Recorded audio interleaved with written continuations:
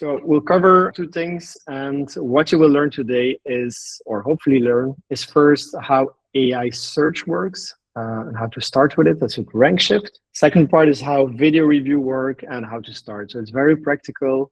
The idea was when we came together, Rankshift and us, we thought about, okay, these are really two subjects people are super interested in. So let's bring it together and really give a lot of value based on practical stuff. So Rankshift is an AI visibility tracking platform. It shows brands how often and how favorably they show up in AI answers. And we are a solution from happy client to collect video reviews from your happy clients and turn it into your marketing machine.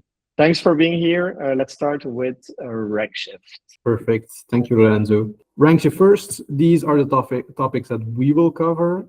First, going over the basics really quickly, then how an answer engine works, and then how to optimize with the three main pillars here.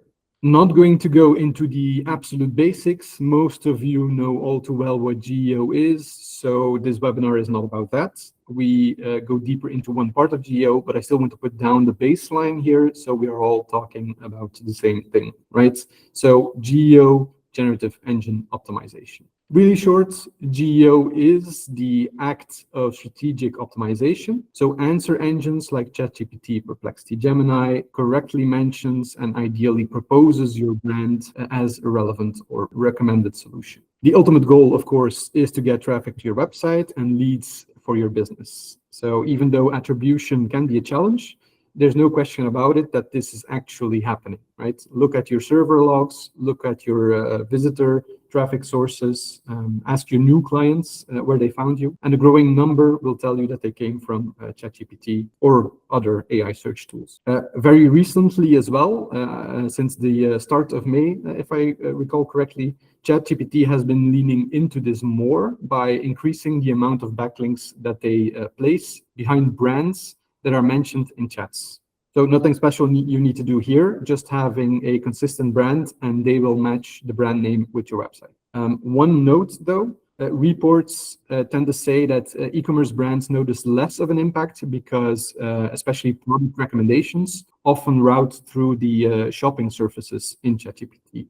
We're talking about AI search in particular. Does this mean SEO is completely dead and should be buried? Well, not so fast, right?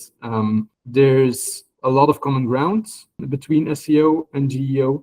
Your GEO strategy is a part of your SEO strategy as well, a part of it. So don't forget about the SEO fundamentals, right? The SEO basics that work for Google will be beneficial for AI search as well. I have an upcoming test case later in the presentation that will confirm this as well. And GEO is a part because there are some specifics that we want to focus on specifically for GEO. And of course, these specifics we want to measure as well that are different from traditional SEO. So how does an answer engine work? Let's go through this quickly because this will explain to you more how video fits in. And once you understand how it fits in, then you can start optimizing for it. So what do people really prompt? We're going to start with a bummer, basically, because we don't know. Nobody knows. Probably somebody at ChatGPT headquarters knows, but they're not sharing this information. So whatever somebody tells you that they know the numbers, it's not true. There's guesses, of course, and there's approximations, but ultimately this data is not publicly available. So how to continue? It's important really to understand who your customers are, and you start from there. Once you have a prompt, you can get started, right? What happens here when a user asks a prompt? I have an example prompt right here. I'm training for my first ever marathon. What are the best running shoes for men? Where can I try them on in Kent? This is my prompt. A large language model receives this question, right? Large language model. So this is the brain that can think and write and summarize information. And sometimes this data it wants to present is not in its training data. Sometimes it wants to find more information. So it looks online. And this is the answer engine part. The answer engine uses a web browser to fetch this information online. And this answer engine takes your prompt and it tries to figure out what the search intent behind your prompt is. And it splits it up into subqueries. So each subquery tries to answer an identified search intent. Each subquery will gather its own set of information and gather its own set of sources. The answer engine itself does not look into each result in detail, because before fetching the full data set, it first considers the cover. What is a cover? Well, it's a set of descriptors that help engines or answer engines quickly to decide if a piece of content is worth its time. A cover consists of the URL, the title, maybe a content snippet, and some freshness signals. So URL, title, and the snippets could all contain keywords. The freshness signal, for example, is a updated on date or a created date of the article. Now, once the answer engine has considered the cover and seeing that it fully matches what it tries to figure out, it fetches the actual content. But then you ask probably, hey, Denis, that's great for content pages with text, but how does it handle video then, right? Thank you. That's a very good question. And as it happens, I have a slide for that as well, right? First and for all, the cover. So a video is on a web page itself, and that web page has the same cover properties. This stays the same, right? It has a title, description, freshness, and indicators. But as content, a video has most likely a description surrounding the video, but more importantly, it has a transcription. This is very important, as a transcription is basically what is being said in the video, but in a textual form, and it can even have timestamps linking back to a place and time in the video itself. So transcriptions, very important. Here's an example as well of the transcription with a timestamp and what is being said. So this way, the answer engine can process what is being said in the video. So like I said, we don't know the actual prompts, but what we do know for sure are the sources that are being used to form an answer. And this really is the basis for optimizing for GEO. Basically, there are three major pillars we have to take into consideration. There's first your own content, there's third-party content, and there's the technical foundation. So the last one, technical foundation, this is basically your SEO basics, right? Keep looking after them, they stay important. Then your own content, you have to make sure your website has something valuable to say and in a way that AI can easily understand and distill the information that it needs. And then you have third-party websites. Large language models love trusted sources, they love repetition, and here things like forums, roundup articles, and expert content really comes into play. This directly increases your chances of being included in answers, in AI answers, of course. Let's dive a little bit deeper into each of these three sections. So first, the technical foundation. Being visible in the AI chat bots starts with being visible to their crawlers, right?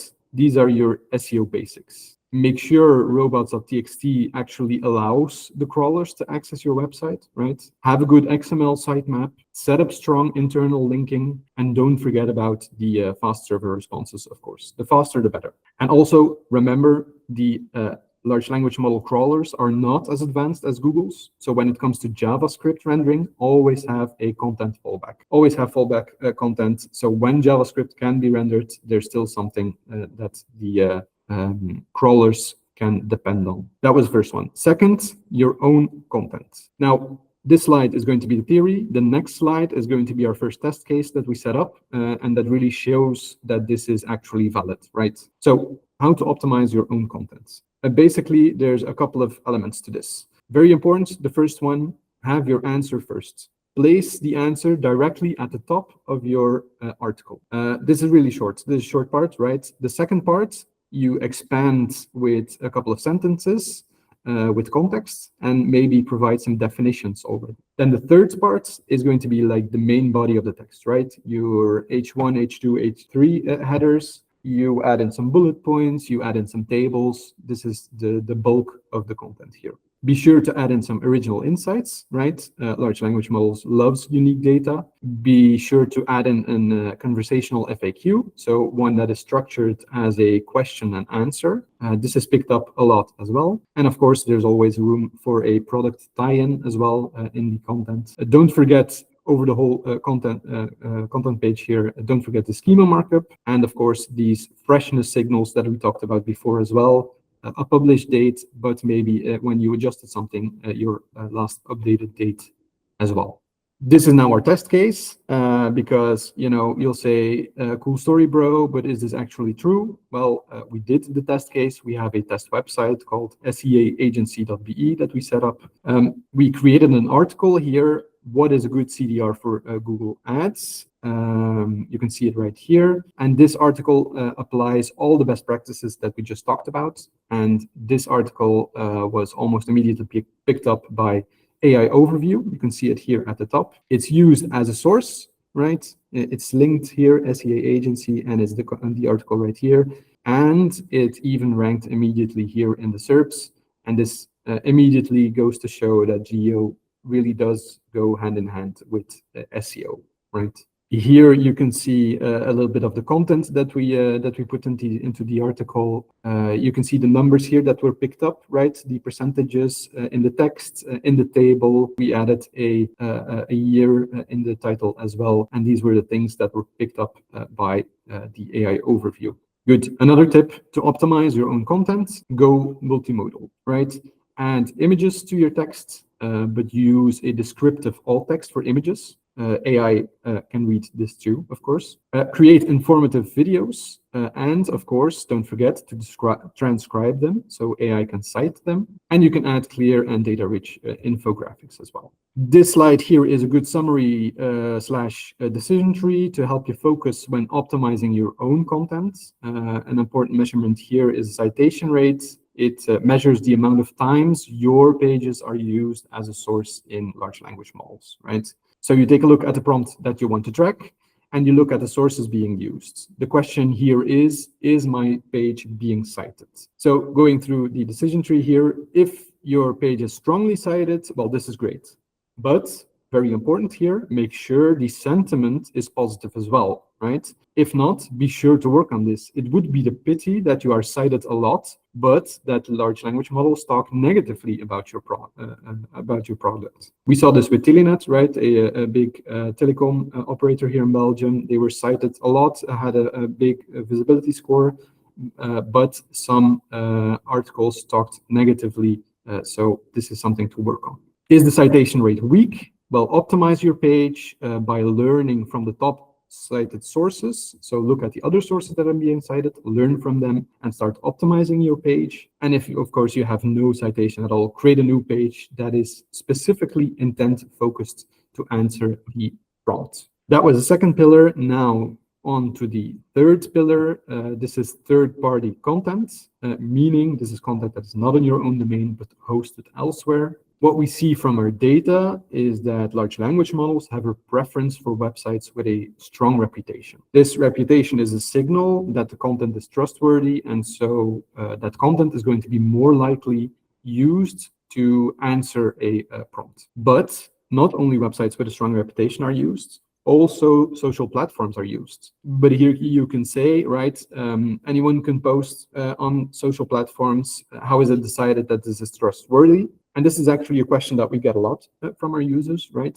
Why AI systems frequently reference review sites or social platforms like Reddit and YouTube? Well, AI systems don't only look for facts, they also look for consensus and real user experiences. And review websites provide this, of course. They offer a structured consensus. They compare multiple brands or solutions in one place. They aggregate multiple data points together. So data points, the pros, the cons, and so on and so forth. You can find lots of repetition across different review websites, and they basically help AI systems to support recommendations with this third-party information. Okay, review websites make sense now, but what about Reddit? Well, large language models love Reddit, right? But also other user-generated content websites.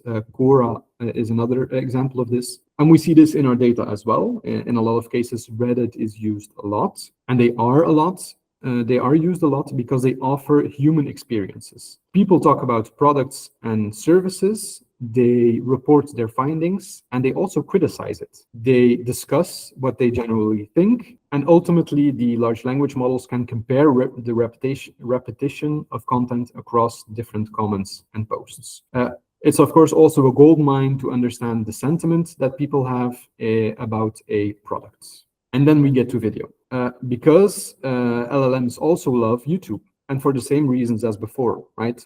YouTube has product reviews and repetition in the form of user videos, but it also has user experiences and discussions in the form of contents or comments. And although we generally see a higher preference for YouTube in AI mode and AI overview, most of the time ChatGPT isn't that far behind.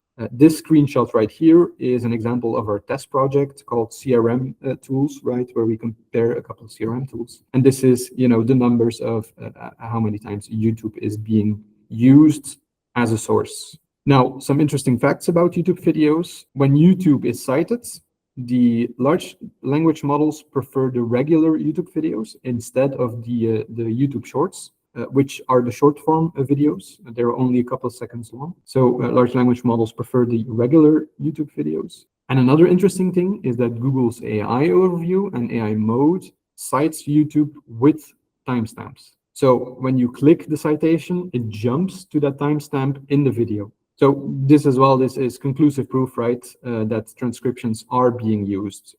Here are some more insights. 31% of YouTube citations contain timestamps, and 78% of YouTube videos with timestamps get multiple citations per chapter. So this means that AI models basically treat a video with transcription like a structured document. So instead of seeing a video as one single file, they can break the content down into chapters, and they are using the timestamps to do this. Now, I know you're all itching to run to your boss to say you need to start making YouTube videos and Reddit posts, right?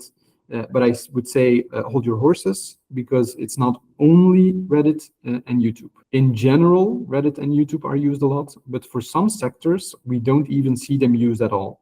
In the SaaS sectors, we see Reddit pop up a lot, but not always YouTube. In real estate, then there's a much more specific sources set, right? House matching, Zemo, which is an emo website here in Belgium.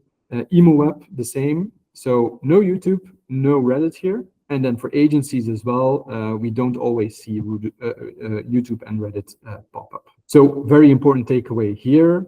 This is not a one size fits all. You really have to track the sources that are being used and focus on them. Now, the last part of the third-party content segment is basically be consistent. Make sure you go out with a consistent message. Ensure your tone of voice is the same everywhere you are mentioned. Have consistent information across all platforms, like websites and social media and any other channels. And this strengthens your brand identity, and it helps large language models to bring out a clear message to its users as well. Of course, it also helps to associate it with certain topics and themes, so LLMs can do the same. So putting all this together, we have another decision tree here for the third-party content. Here, an important metric is the brand visibility. You basically ask yourself, does my brand have low visibility? If so, you first check which source set dominates for your brand. It's possible that it's review websites, that it's user-generated content, listicles, competitors. You optimize for the most used type of sources first, and then gradually expand to the other ones. Here's an example list of the sources that are used for our CRM tools project. As you can see here, YouTube is a top source, right? It covers 15% of all the answers, as you can see here in this column. Reddit also used a lot at 13% of all answers citing Reddit. Zooming into the user-generated content websites, we see YouTube, we see Reddit, LinkedIn, Quora used a lot. But then websites like Facebook, Instagram, X, and TikTok are not so much used in this case. Then zooming into the product review websites here, quite some usage as well. I would advise here to first focus on the UGC websites that we saw on the last slide, and then the product review websites second. All right, so we made it to the end. Let's do a quick recap what we learned here today. The Belgians will know who the guy, who this guy is right here. But basically, number one, the technical foundation, right? These are your SEO basics. Number two, optimize your own content. Remember to always have your answer first in the article. Number 3, go multimodal, but don't forget about alt text for images and transcriptions for videos. Number 4, for third-party content, consistency and repetition is key. And last but certainly not least, there is no one-size-fits-all. You really have to check your own situation and work from there. Perfect. Then that's it for my part of the slides. So I'm going to give it back. So let's go and talk about video now. So the session has two halves. First is the strategy part of video and why, when, how to ask. And then the second part is more the practical side, where we go a little bit in depth in what kind of videos and how it actually works. So typically the companies we help, 500 plus clients, they have international clients and they're looking for more leads, basically more revenue, to get to this end result. So not only just having on the website, but have video testimonials all over. So if it's on websites, if on different other platforms, this is a great example because they both have text and video and pictures on every single case study. Or video testimonial. So we work in 4 steps. First is to set up an interview. That's basically always the first thing, to have video testimonial. It can be self-served or it can be guided, where we actually guide your client. We do the professional editing. And then we also make sure that it doesn't stay with one content piece, but you actually have a lot more content pieces to use in your marketing content calendar. So let's start with a few numbers to set the stage. So video is key. About 90% of businesses already use it in their marketing today. So that's basically almost everybody. Nearly 90% of B2B buyers say watching video helps them to select the service. And the ROI, based on the sources as well, say that marketers tell that it actually helps to generate leads, generate revenue as well. We're going to go a little bit deeper, practical side as well on the conversions. As Ben has explained, 3 sources or 3 main sources where video actually helps. First one is for the machines. So machines, we see that geo visibility has a big lift thanks to video. The second part is the trust. People trust people over brands. Seems logical, but it's still interesting to understand. Okay, we need to see people and hear from their experience. And then the third one is conversions, like conversion lift on specific landing pages with specific case studies and video testimonials that frame the problem and show the solution. So if we looked at the latest research about buyer signals, this is what we learn, is that actually buyers are looking for video. If they consume content, they prefer to have video first, then an article, then a webinar, an infographic, or a sales call. This is for the first touch. They first need to be informed, make their own decisions, and then go deeper into every section. If you look at the engagement, short video is the most engaging compared to the other marketing content out there. Second part, what kind of testimonials? Let's see a couple of examples so that it shows what is possible and then how we actually do it. Perplexity is an electrical accessories manufacturer in Australia and New Zealand. We have sites in Adelaide, Sydney and Hamilton. The packing process here prior to Optiorix was picking direct to container, and we still continue to do that, but the cartonization. So the first typical example of video testimonial, not only the person speaking, but you actually have also extra images to get more information. The second is Just Byte. We use Just Bytes because for us it's very important to enhance the experience in our hubs. And we offer them healthy options to stay active and fueled during the day. Our team loves the snacks. I have here the best sellers, which are... Second example, of course, easier. You have a product to show, so it helps people also to recognize the products. In B2B, it's a little bit more different. Then it's more screen sharing and actually showing the platform more than the product. Third example for Dexter. Prijs-kwaliteit vind ik het echt een no-brainer. Hoi, mijn naam is Terry en mijn bedrijf heet Straffe Mamas. Vroeger had ik verschillende boekhouders. but a great example of doing it in a raw and very simple way, and really collecting real stories from people. When we look at the differences of video testimonials, you actually have two differences. You have the on-location one, you have the remote one. We're not going to over-promote ours. There are two completely different ones, have some qualities and some benefits in both of them. But basically, on location, you have an agency. You can send a person, they take the plane, they go to different locations, or trains or other types of vehicles. The problem there is the cost.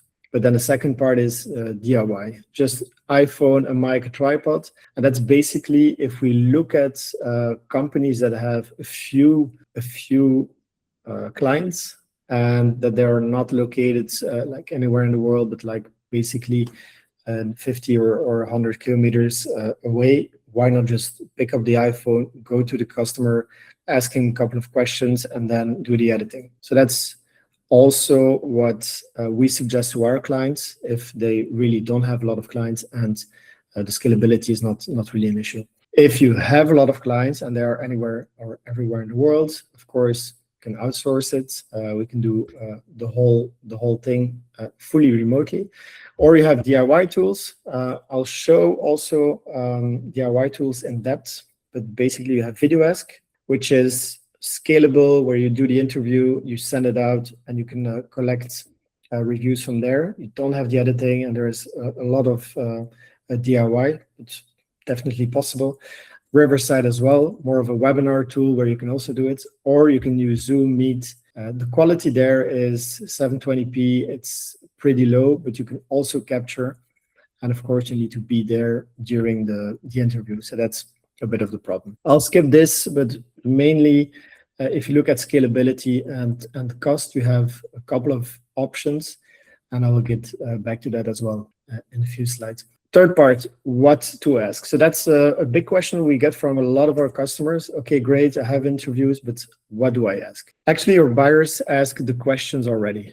If you look at GEO, for example, how people search for you and which problems you solve for them, like Dennis said, you cannot really research it like in a box, like in a Google search, for example, but you can understand with reasoning what they could look for and then create content for it. Second is much more tangible. So that's an FAQ. You go to the FAQ page, you look at all the most clicked questions, or you ask your sales team and you say, okay, what are actually in all of the calls, maybe ask Cloud Code and ask, okay, what are in the last calls and all the Fathom calls, the most asked questions, where we constantly need to re-educate the market and the customers. And that's basically the answer that you could ask for in the interviews as well. USPs, something different. You have some USPs, for example, integrations or dashboards or some features that your clients love. Use that as the starting point for the interview. So let's make it tangible. Basically, you reverse engineer the questions that they have, right? So let's say a client have questions about Peppol. Okay, you have an interview. This is a happy client interview where you ask, how has Dexter assisted you with Peppol? Let's say clients love specific features. Okay, great. Well, ask them about the features so that you actually have the answers to then be able to have answers to their questions, basically. To get to this result, I'm not going to go through the videos because of time. But basically here as well, you have the questions, answer, and every time it's just a small part of all the questions that they are asking. All right, so we covered what, but now when to ask it. So we did some research on the moments that people are actually the most intended to leave video responses or text responses that way. Basically, if you wait too long, it dies. You have about 2 weeks, and this is the general graph, but if you look a little bit deeper, it's also depending on what you sell and who you sell to. Let's say you're in e-commerce, you're more at about 3 to 5 days after delivery. So they got the product, they're used to it, and then you have the chance to do it. When you look at SaaS, a bit different. Every SaaS is different, of course, but what we see is that after the first milestone, or after the 30 days, that's really when you get the user to be able to convert. If it's too early, well, he didn't really have the chance to get to know the product. If it's too late, it's after that wow moment that is so important. And then for agencies or services, consultancies, for example, it's after the project sign off. So people are excited, they want to start the collaboration. So basically, what we're looking for there are the moments of excitement, and be able to capture that at that point. I'll skip this one. This is more in depth, hourly based on our numbers, but we can do that another day. So how to ask or ways to collect? That's also a big question we get from our customers. Okay, but how do I ask my customers? Well, basically you have automated emails after a certain point. For example, e-commerce, you buy it 2 days after or 5 days after, you get an automated email. You can do it passively. So for example, we have in our email signature, and we do that now for a couple of customers, where people can just do it whenever they feel like it. So that's the passive form. The manual form is really proactively, if it's via mail or via Slack, or ideally via WhatsApp, is actually contacting the right person through, is it the account manager, the customer success, maybe even the founder. Because it's a much more personal channel, of course, the conversions are way higher. And then you have the reactive one, giving the link to get a video testimonial to your sales team, for example, or customer success. As soon as they get a client saying, hey, I'm super happy. Okay, great. This is the signal, triggers an automated or a manual response to get the video testimonials. This is a bit more in detail. If you're looking for answers like, yeah, okay, but my business is a bit different. Well, actually, if you look at scale, it's definitely email, but then it goes in parallel. You can do email automatically. You can ask your sales team to do it partly manual, maybe automated as well. And then in person or phone, it's the most efforts, of course, but it's the one that works the best. It's just picking up the phone. Hey, Mark, we had a great, it was a great working together, but this is not scalable. One thing that we advise our clients is pick your 10 or 20 most important clients, do it by phone, and then just work in tiers where you use WhatsApp, for example, for the other tier, and then the email for the bigger and higher volume lists. That's it for the channels. Now, how to convince them? Basically, it's taking away the fear. And the biggest, I have 4, but I'll just touch on the first one is, people think video testimonials, so people think, okay, this will take like 2 or 3 hours of my time. No way, I have a lot of work. It's not possible. And actually, if you just have a link, you send it, it takes about 3 minutes, people do it, and then it's done. I will skip these 3, but mainly it's really taking away the fear of what people think a video review is. Now we're diving into the video editing part. I'll show you this video that will explain it. My name is Annika and I am a graphic designer. I started to use Adobe when I was still in high school, so my first program was Adobe Acrobat, and also then I learned Premiere Pro, and then after graduation I started to use also some graphic design apps as InDesign, Illustrator, Photoshop.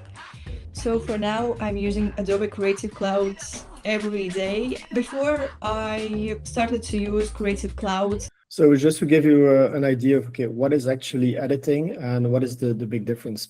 A couple of points there is video editing starts with the right questions. Great questions, great answers, great content. But if you have bad questions, you just have bad content, basically. It's simple, but it's really key. Then you go to video quality. You have a lot of different parts in that.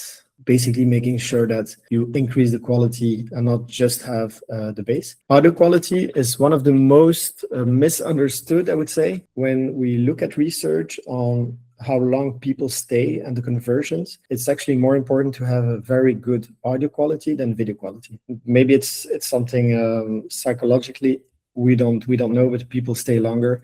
So make sure that audio quality is great if you need to choose between both. Extra visuals. Every company has videos or images or screen recordings. Put that also in your review. Just don't use only the person, but make it more exciting for the person to watch, and also to understand what your service or product does. Then we have some branded graphics, also part of the editing. And then we go to the legal parts, always a fun part, but it's actually only one core thing, and that is to ask for consent. So we had a lot of stories of clients that said, actually, we did a couple of testimonials a couple of years ago, and we got an email from a client that said, I changed jobs. I need to, you need to take it off. So you put a lot of effort and time.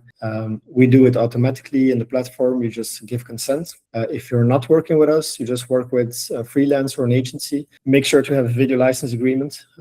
Can be very simple, but make sure to have it to make sure that everything is okay. So one video, months of content. I think that's something we see and hear a lot, but we still have a lot of questions of, okay, but how do you do that? And the base is actually that video is not only video. Video is video, but also photo, it's also audio, it's text. So all that content is actually created in different layers. The first layer, of course, is the video, but then you can do much more with that. And that is typically what we see as the biggest mistake in companies today is, okay, they have a couple of videos, but they don't do anything with it. It just stays like on a YouTube page with 7 likes or 7 views. But basically you have a whole lot of content that you could use. It's 12:48, so I won't have the time to go in depth for every content piece. But here is an overview of one content piece that was created based on the video testimonial, where you have case studies, where you have quote graphics. So a lot of things for socials, also for sales follow-ups based on, okay, let's go to this market. For example, in Germany, in that particular niche, okay, well, let's help our sales team to use the use cases to get after the companies. Then we talk about length. Also a big question we hear a lot, yeah, but how long should it be? And here it's based on the channel. So the rule underneath it all is just match how the channel is consumed. If you're in a cinema, you have a lot of time, you just watch a big screen, you're committed, so it can be long. I don't think a lot of testimonials will be in cinema, but it's just to give you an idea. Then you go to the website, 30 seconds is okay, but then when people really want a lot more information, where you have the transcript, where you can actually use much more of the content, it can be longer as well. Presentation is a bit tighter, you're in the room, and then social, super short, attention span, 15 to 30 seconds, and really go fast. A couple of tools that we use probably daily, that also a lot of people are asking, okay, but we would like to do some video ourselves. These are the tools. I won't go into too much depth here, but of course we'll send it, we'll share the presentation. These are the core tools for very different ways of working, basically. And then to end, we have a couple of tips. This is something Dennis shared as well, but it's as a wrap up, really keep that title short, but focus on the keywords. So remember, okay, the client was asking this, this, and this. We need answers. Okay, make that title. And actually think about the title before you create the content or the testimonial. Subtitle, short, but link it back to your website. Break long videos with timestamps. So for timestamps, you can do it on YouTube, but you can also do it on other platforms like Wistia. Wistia has an upload, for example. You upload the video, you have the timestamp. So that's basically also what the AI searches can look for. That's something we help a lot of customers now. Is to not only create a video, but also, okay, where do I need to upload it? What happens after that? And then the freshness, like creation date, update time is key. The 4 reasons why people miss reviews, super simple ones, but it's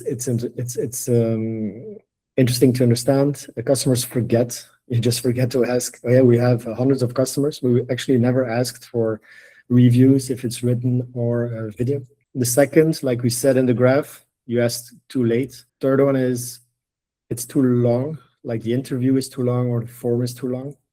And then a smaller one is, yeah, no follow-up. So you ask it once, they said nothing. Well, maybe if you ask it a second time on a different channel, it would work. 2 simple tips. I think we touched upon the audio already, but it's crucial. And then the second part is authenticity beats the polished. And that's something that we see in B2C that's actually has picked up a long time ago. We see now more B2B companies that feel it as well, like, okay, it could be just more trustworthy, real people, not too polished. It doesn't need to be perfect. It just needs to be very human. That was my part. If you have questions, feel free to ask them. And otherwise, I don't know, Dennis, if we have some questions here that you I see there are a couple of questions already. Well, I'll go through them, maybe top to bottom here, because there's really good ones here. Maybe the first one, is it better to host videos on YouTube or your own website for GEO purposes? So currently in our data, we see YouTube a lot, right? It's dominating the data. So we recommend YouTube over your own website, your own hosting. That being said, AI engines don't watch video like we do, right? They read the transcript. It would be too costly to process every video. It's much more cheap for them to read the transcript, which is text. So they read the transcript, they read descriptions, the metadata surrounding it, and the chapters. So if your self-hosted video provides this as well, then that's great. That's equally as good. Because we see, for example, other hosters, right? LinkedIn Video also has transcriptions, and that is being picked up as well. Like Lorenzo said, Wistia has transcription as well. That's going to be picked up as well, basically. So that was the first question. Then maybe the next one. How is freshness determined? Do crawlers just read a meta tag, or is it interpreted? Is it just a matter of showing a date, or does content matter as well? And basically here the answer is it's both. The date is a claim, and basically the content on the page is the proof, right? And more AI engines check the proof, right?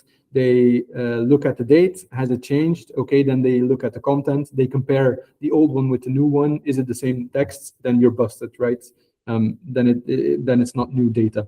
And they're doing this more and more, of course, because they probably noticed that people were just changing the date without changing the content, I would suppose, right?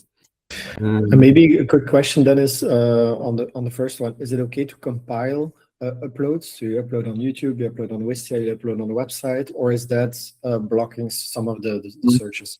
That's a good idea. It really supports that repetition part, right? Your content is present on multiple platforms, so that's always a good idea, basically. Yeah, good question. All right, the next question. Do you have tips for kickstarting and maintaining debate on social platforms like Reddit? This isn't easy, right? Especially Reddit, it's heavily moderated, right? Each subreddit has its own moderators. But Reddit users themselves are very allergic to sales and marketing. So as a brand, you need to be really careful how you present your content, basically.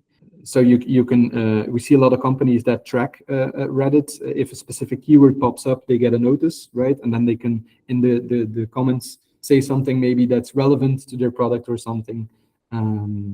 But be careful with Reddit, right? All right, next one. What is the best practice to identify prompts? All of the insights from analyzing the data need the prompts to be relevant. Yes, and this is a really good question. Like I said, the large language models don't show search volumes, right? So it's sometimes challenging to determine the right prompts. And what we often do or recommend, right, is look at your existing data. You have Search Console data. You can use this data to determine maybe which prompts could be relevant. There's a specific regex filters, so you can figure out the prompts that were used. So Search Console. Another one is Reddit. Take a look at what people ask. Those are real people asking questions. So take a look what they ask. That could be an interesting route. You can also look at people also ask questions, right? In the Google, this is Google data basically. So that's a gold mine as well. And then basically your own data as well, customer support, what do people ask via contact forms maybe. Maybe your salespeople can also give insights, what is most requested or most asked. And these are real data points, right? It's very important. Another one is the log files. You can figure out which pages are visited a lot by bots. And most likely that's because somebody asked a question and then they were sent to your page. So something surrounding content of these pages could be a hint as well. You can combine all of this and really create a set of prompts that you really want to monitor, basically. A very good question. Yeah, okay, all right. Those were the questions that were here. I hope that's clear for everyone. The last question that I think everybody is asking as well is, where did you buy your shirt? And are you in Hawaii now? Or I think it's an important one. I'm even in a more tropical place than Hawaii. I'm in Belgium, right? It's 39 degrees. Yeah. I think we're good for today. Yeah. And of course, people can always contact us as well, both Happy Client as Rankshift. If you have relevant questions, feel free to contact us. All right. Have a great day. See you soon. Yeah. Thanks, everyone. Bye, everyone.